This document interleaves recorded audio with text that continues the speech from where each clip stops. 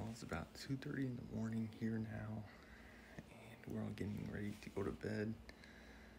I think that as a result, I'm going to have a shorter routine today, and I think I'm just going to have like stretches, maybe jumping jacks. I'll see what I feel like doing and just go from there, basically. Watch out for this tree. Okay, I'll start.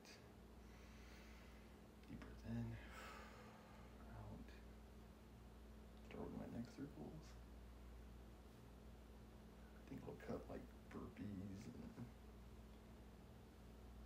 my mountain climbers. My slow sit-ups I think I'll cut today. I may just have my like basic abdominal set that I sometimes do. And I'll of course have the sleep story today. I think tomorrow I'll have my art stream. Stay tuned for that. Should be in the afternoon, I think. Yeah, I think that'll be good.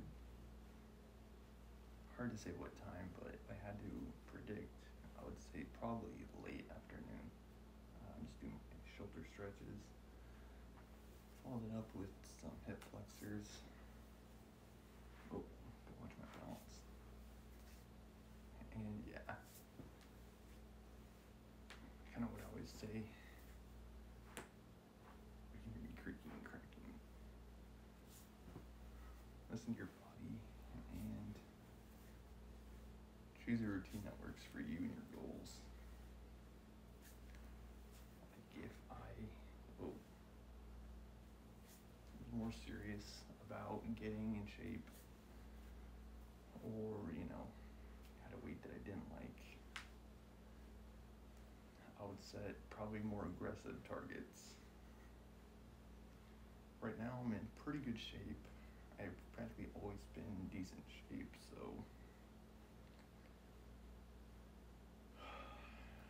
yeah. So I'm going backwards, now forward with my arm circles. Just remembering to keep my arms straight. Yeah, you'll be surprised what progress you can make just with a simple and consistent routine. But yeah, like if I was overweight or something like that, I would probably make cardio a higher priority. Maybe consider muscle training.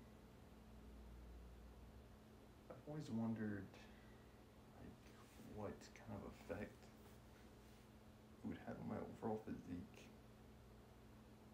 for me to hit the gym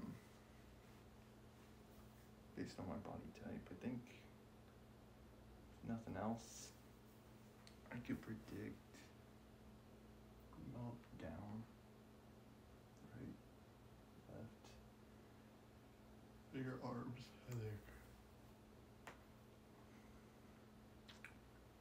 I think I'll go 5 calf stretches, 5 squats. I can do for my thighs.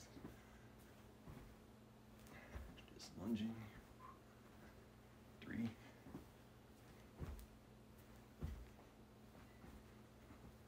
It's all about balance. I think that was 4. This is 5.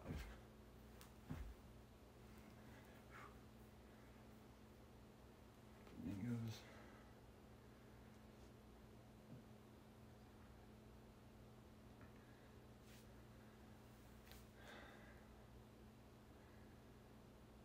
I encourage you to follow along from home or the gym, wherever you are. These routines that I do are, I would say, designed more so with the general audience in mind. I think maybe with a couple exceptions, my routines for the most part are easy to replicate, easy to follow along.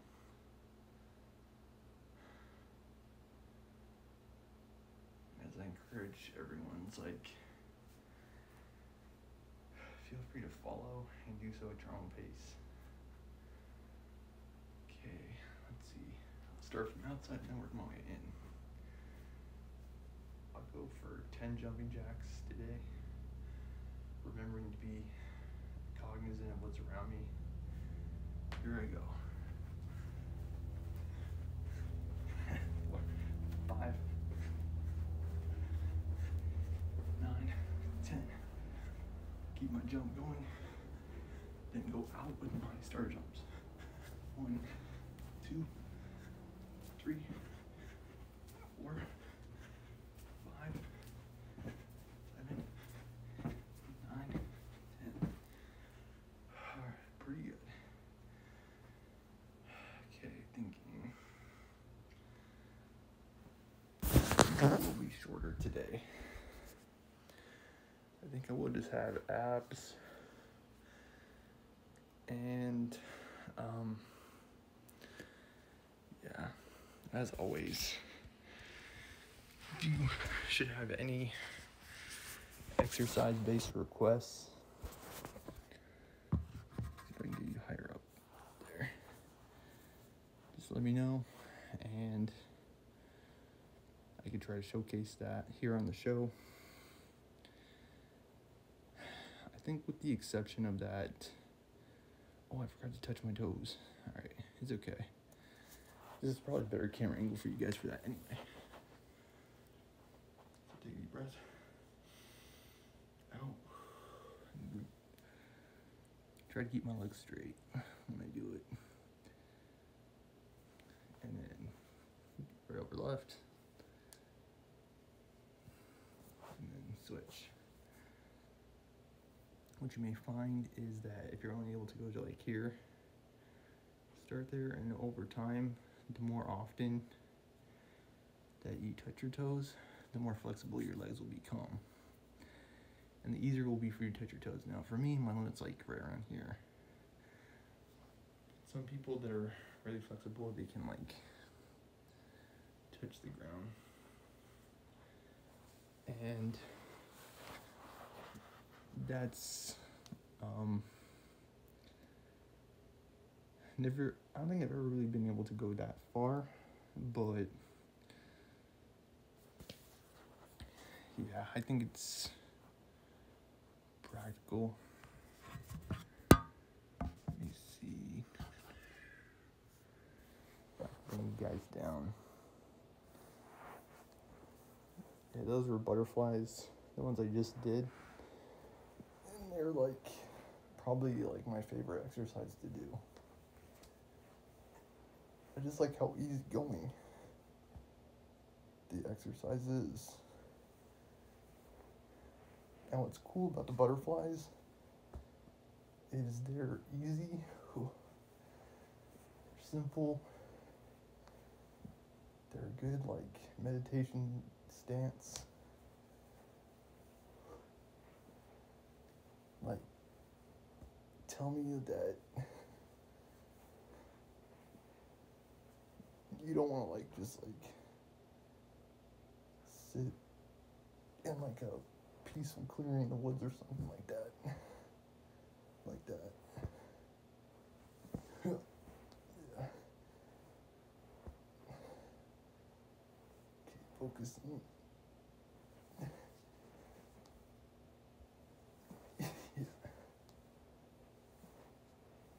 Okay.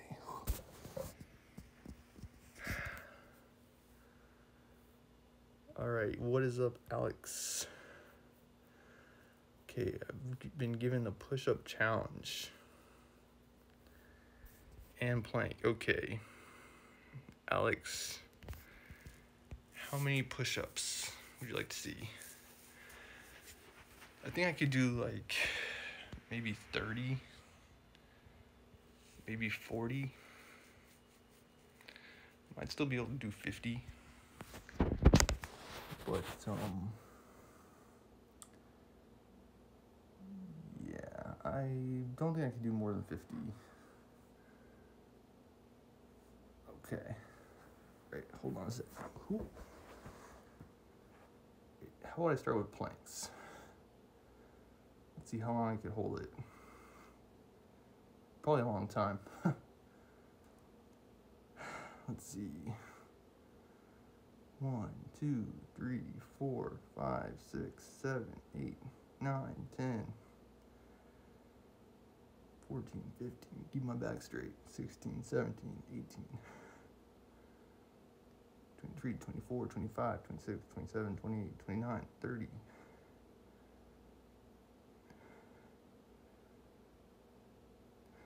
40, 41, 42. I'll just stop at 50 for those. Oh. Okay. All right, let me take the push-up challenge. Let me see how many I can do. Okay, touch, and then back up. It's 1, 4,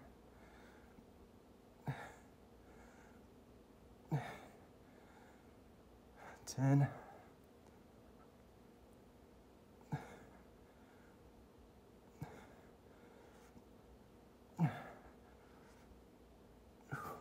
20, 'm losing momentum. 26. About.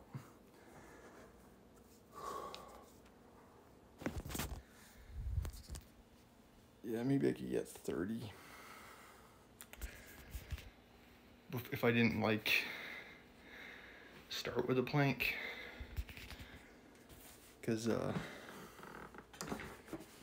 think starting with the plank makes it a little bit harder. But yeah, I think I maybe we'll be able to get to thank you, Alex. Appreciate the follows.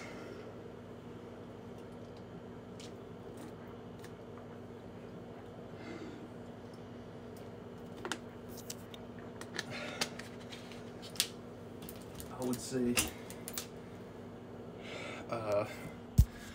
probably 40 maybe. I can get, I think even when I was at my top push-up number, I think the highest I've gotten is 50. Always for me, right around 40, I start slowing down, and that's when I start you can tell I'm hitting my max.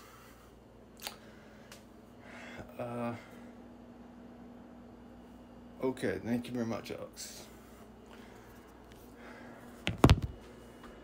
Let me wash my hands, guys. I'll head into the wrap up for today.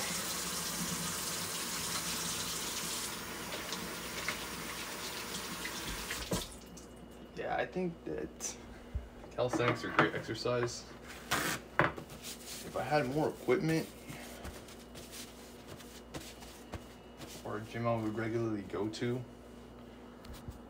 I could see me increasing my time in calisthenics because I think it is a good exercise.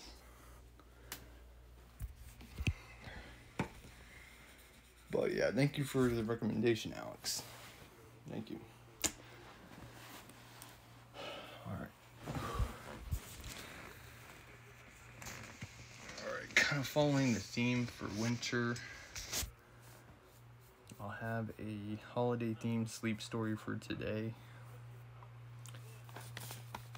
And that will be the wrap up. Alright, just a second, guys.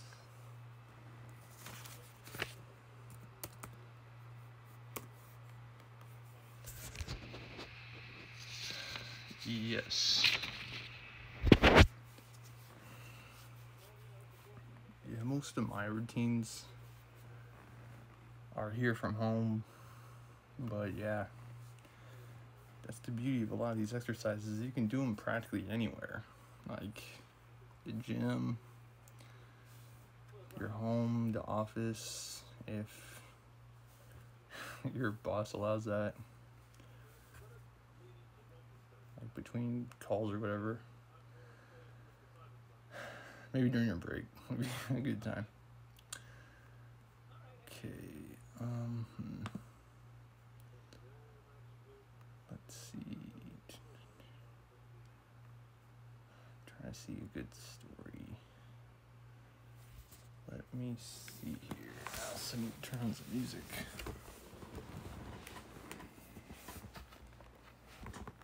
Alright, maybe I can show you guys what I'm seeing. That might help.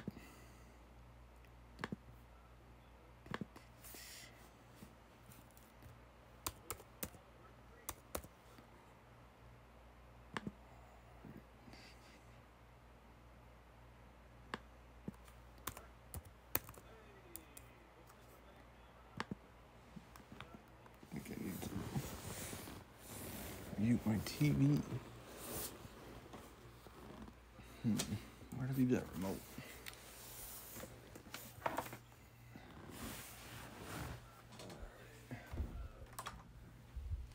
There. Always lose it.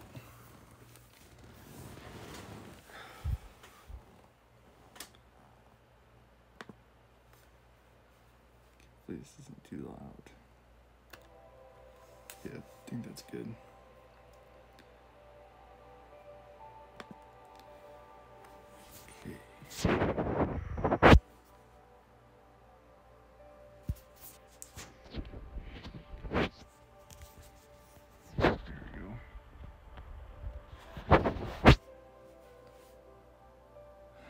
Let's see. Maybe you guys can help me pick.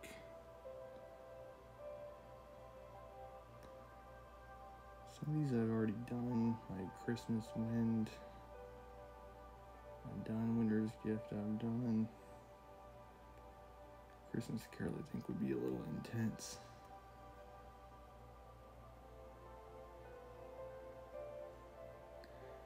What's interesting is they have Lady and the Tramp. I wouldn't think of this as a Christmas story, but I guess it is.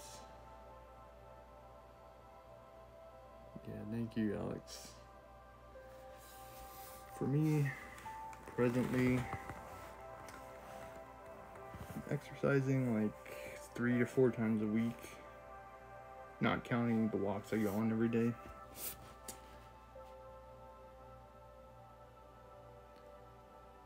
And yeah, the routine definitely helps. Let's see.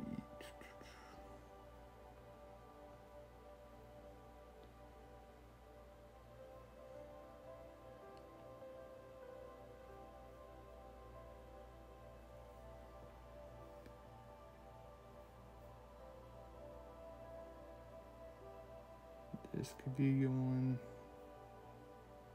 Garfield's Holiday Special could be a good one. The only problem with Garfield is it's kind of long. Let me just take a look.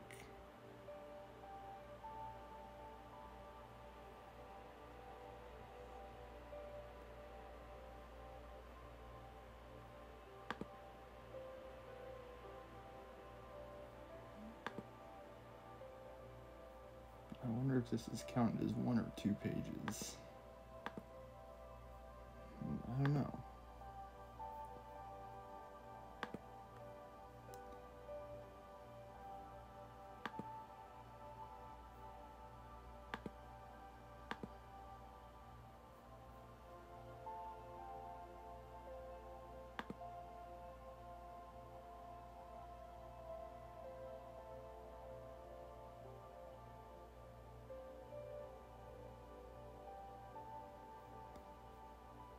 I don't know about this one either.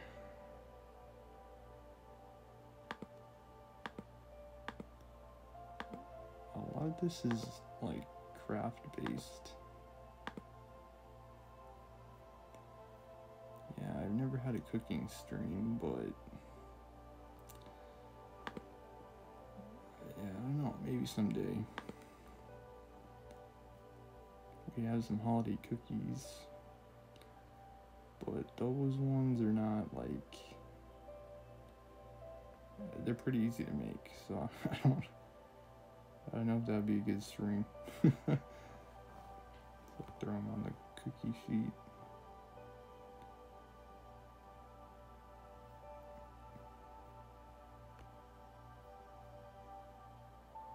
Alright, let me try Christmas tree ship.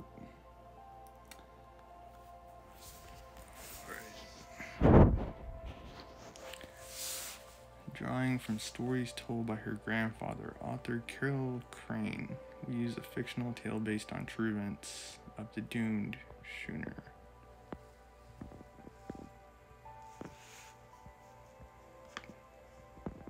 There we go.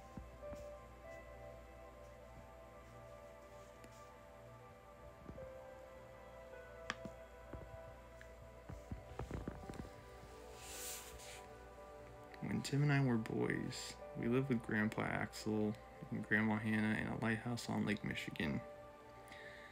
We both loved to help Grandpa Axel with his job as a lighthouse keeper. I would carry Grandpa's toolbox so he could check the light and test the foghorn. Many times a ship passing by would toot its horn, and the crew would wave to us. I especially loved it when the sailors saluted us.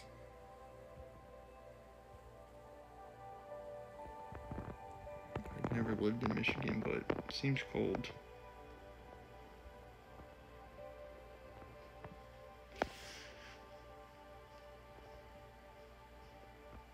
Especially this time of year.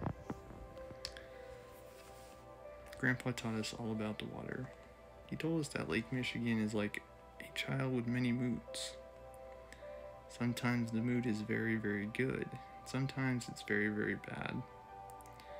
Grandpa could tell if a storm was brewing just by feeling the wind. Wait long enough, he'd tell us, and the weather will change with the wind.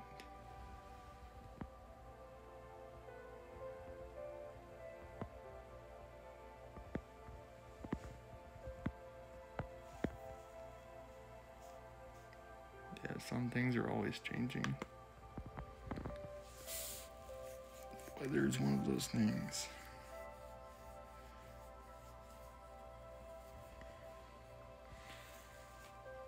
One day, just before Christmas, I could tell a storm was on its way. The crisp air had turned damp. The water near the shore had become a dark, greenish-colored froth. Black clouds quickly began to roll in. Tim and I figured that the lake sure was in a bad mood. Grandpa hurried us inside the warm kitchen before we got soaked. Grandma Hannah was baking a batch of her sweet-smelling ginger cookies, and my cousins were setting out glasses for milk. Yeah, my grandparents passed away a long time ago.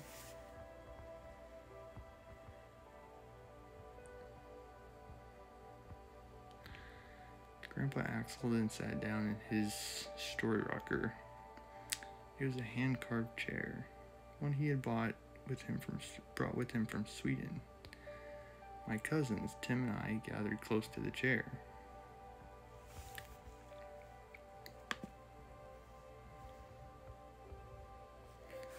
We each had our favorite story, but mine was the story of the Christmas tree ship. It must have been one of Grandpa's favorites, too, because he looked toward me, then smiled and winked as he picked up his carving and began speaking slowly, weaving again the tale I so loved.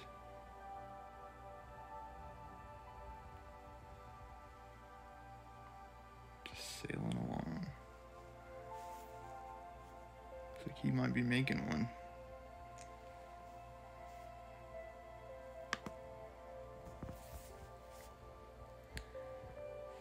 Every year, Captain Santa would head up his little schooner, Rouse Simmons, with thousands of beautiful Christmas trees from our northern Michigan forests. Now, you children know the lake, and you know how stormy it is in November. But every year, Captain Santa braved the weather to bring the trees to the children of Chicago. This year, he had told his wife, Barbara, that this was the final trip. He was growing old, and Ralph Simmons was growing old, and as much as he loved selling and sometimes giving away those Christmas trees, this year is going to be his last.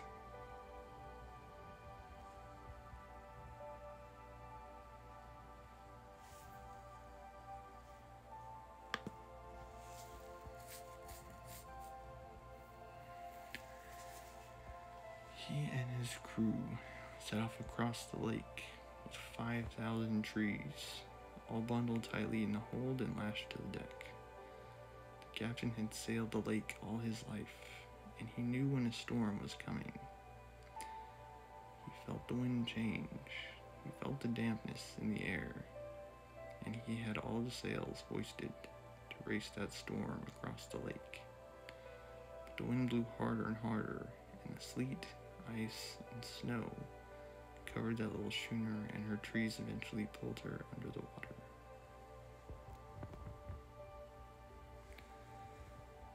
Then the schooner slowly slipped beneath the churning lake. Lost were the captain and his crew, the Christmas ship Heartbreak.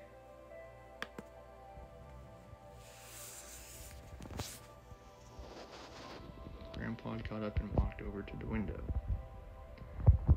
You could see straight across the lake, he told us. You'd see the shores of Wisconsin. A little to the south would be Two Rivers, Wisconsin, very near the ship, where the ship went down. After that storm, the winds from the southwest washed driftwood and treasures from the Ralph Simmons clear across the lake onto our Michigan shores. I have something to show you, said Grandpa.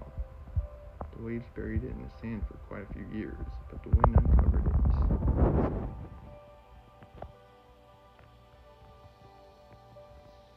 I think those are the remains of the ship.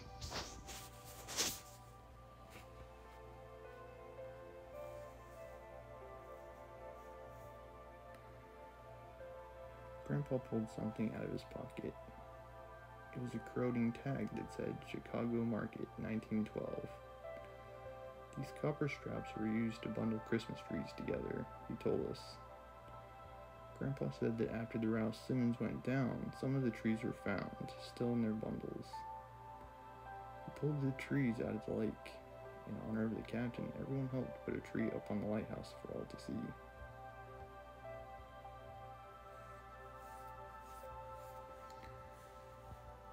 It's a good thing we have these stories, because these older people can be like these ships.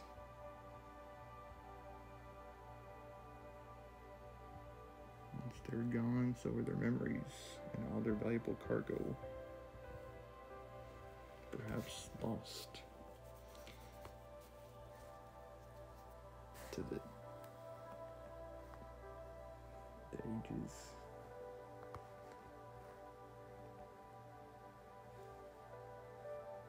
That's the important history, the importance of history, stories. The next year, the children of Chicago were sad. Captain Santa would not arrive at the pier. But then something wonderful happened. There in the same spot was another schooner laden with beautiful Christmas trees. Miraculously, the next year, an old schooner did appear, moored at the same spot with trees. Who had it anchored there?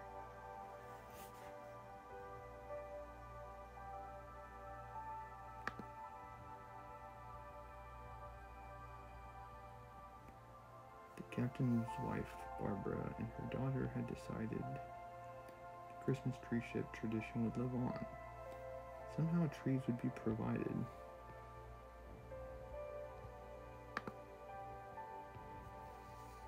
The brave heart of her husband, recalling his true dedication. She brought trees from the north, a deed of respect and admiration.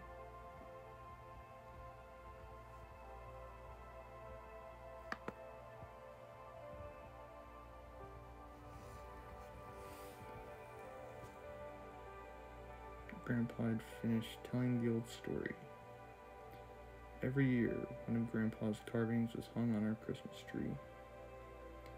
Eagerly waiting, we wiggled in anticipation of who'd be chosen to add the wooden carving. That year I got to hang the ornament, a replica of Captain Santa's schooner that once carried Christmas trees to Chicago.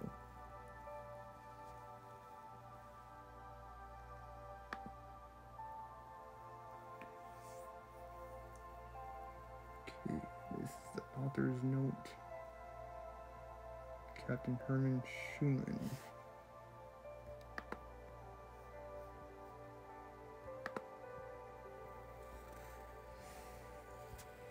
Local newspaper accounts and other sources tell us that the Rouse Simmons, a Great Lakes schooner, was built in 1868 in Milwaukee, Wisconsin. In late November of 1912, the ship was carrying more than 5,000 fresh-cut evergreen trees from Michigan's Upper Peninsula town of Thompson, near Manistee, to Chicago, Illinois. Captain Herman Schumann was known to have sold the Christmas trees for many years dockside at the Chicago River's Clark Street docks for 50 cents. Can you imagine? Or $1 each. Or to have given them away to poor families. Shortly before the ship set sail, Captain Schumann, who had been given the nickname Captain Santa, had promised his wife that this would be the last run on the aging schooner. Sadly, the Simmons never completed the planned last voyage across the lake. A storm with gale force winds and snow moved across the water and was believed to have taken the ship down. Remains of the schooner were found in 1971 near Two Rivers, Wisconsin, in 172 feet of water. Christmas trees were still neatly stacked and strapped to the ship's deck. Items recovered from the Ruth Simmons wreckage are part of a shipwreck collection in the Rogers Street Fishing Village Museum in Two Rivers. It's probably still there. 2007, the shipwreck of the Ruth Simmons was listed on the National Register of Historic Places. The events of this story are fiction based on fact. My grandfather, Axel Anderson, loved to tell stories. I'd sit with my cousins and listen to his many tales of Michigan. He had emigrated to the United States from Sweden with his new wife, Hannah, in 1882. That proportion of lower Michigan must have reminded my grandfather of Sweden with its lakes, trees, and rolling hills. They settled in the Frankfurt area, and grandfather took on jobs such as log setter, fisherman, and lighthouse signal repairman. As he shared his stories with us, Grandfather Anderson sat in his rocking chair, one he had brought from Sweden in a bag and put back together piece by piece. He fondly called it his remembering rocker. It was the only possession he had brought with him to America. I cherish my memories of my grandfather's stories, told with his Swedish accent, often around a campfire. I especially loved hearing his story of Captain Schumann bringing trees to waiting families in Chicago. My grandfather did find trees scattered along the Michigan shoreline, bound with copper tags from the Rouse Simmons. My summers were spent on Lake Michigan, looking out across this large expanse of sparkling water. I often wondered if at some time another girl on the Wisconsin shore could be waving at me standing on the Michigan shore. Carol Crane. Yeah, I never knew my grandfathers. They unfortunately did not live long enough to see me, but that's how it goes. Sometimes time has a funny way of moving.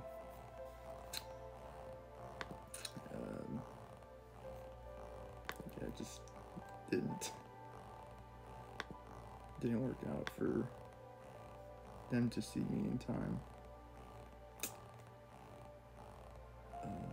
But yeah, that was the Christmas tree ship.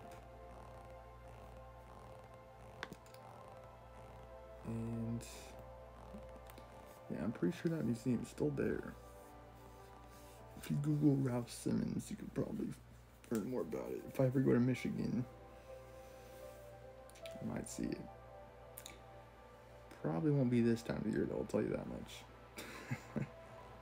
Maybe in the middle of the summer, like July, June, maybe July. It'd be a good time to go. But yeah, thanks for watching. Thank you, Alex, for your tips, tricks, exercise advice. Always thank you for watching. Thank you for the support for the show, the follows.